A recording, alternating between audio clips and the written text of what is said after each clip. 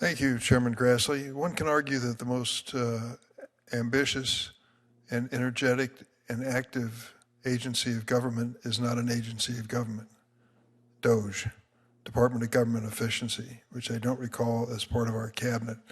But I believe that the courts have concluded that despite their protestations to the contrary, that DOGE is probably required to comply with FOIA. At least that's the status as we currently look at it.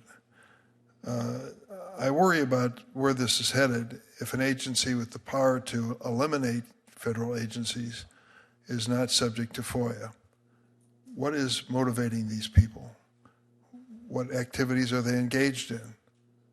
What disclosures should they make to the American public? Apparently, they don't believe there's anything they should disclose to the American public. Professor Coco, what's your opinion? Thank you, Senator Durbin. There's, as you noted, the question about whether DOGE is subject to FOIA is currently in the courts.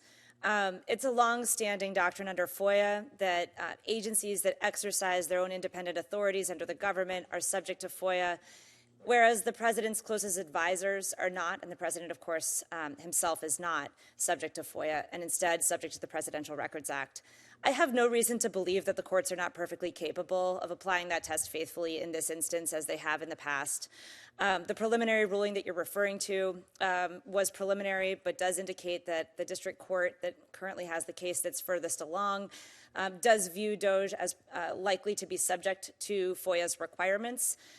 It looks like that case may be moving into a discovery phase, which will give us more information about what DOGE is doing and its role in order for the courts to make that determination. And at this point, I see no reason to believe that the courts are not capable of making that determination.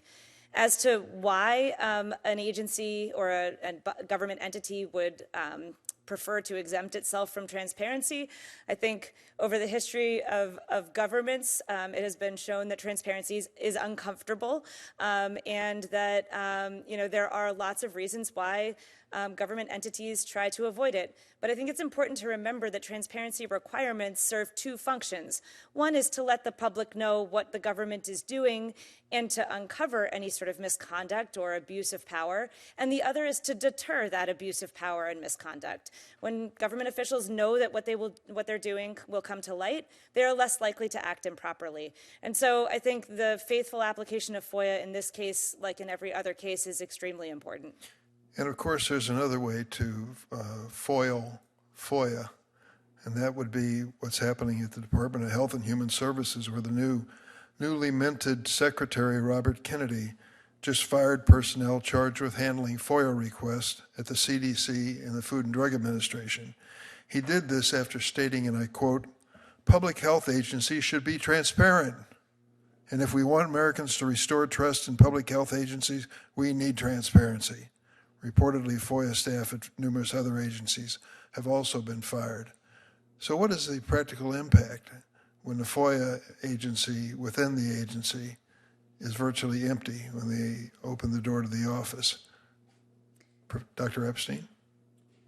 Thank you, Senator. Well, I think one thing is, and I don't know the specifics of those firings, but I think certainly those circumstances should increase the obligation to make proactive disclosures. I would say in my own experience, one of the things that was most surprising to me, both as a transparency advocate and in the executive branch, is the number of agencies that use outside consultants or contractors for the purpose of managing their cloud and doing searches for the purpose of disclosure. So it would seem to me that if you're removing staff and still bound by compliance requirements, you're going to have to find some ability to conduct searches and productions of documents, and that just may mean relying on contractors versus employees. Unless the administration happens to believe that concealing this information is important enough to defy the law, correct? I don't know the specifics of that, but often, I could say in my own experience, the amount of FOIA litigation and the processing requirements are a heavy burden for the agencies. And, you know, I worked in the executive branch for close to 4 years. I think every administration has a good faith goal of complying with FOIA. Often it's not the top priority for the White House, and it's generally managed by career civil servants. But there certainly are challenges with fully responding to these requests. They're massive and they take time. Thank you, Senator Grassley. Thank you.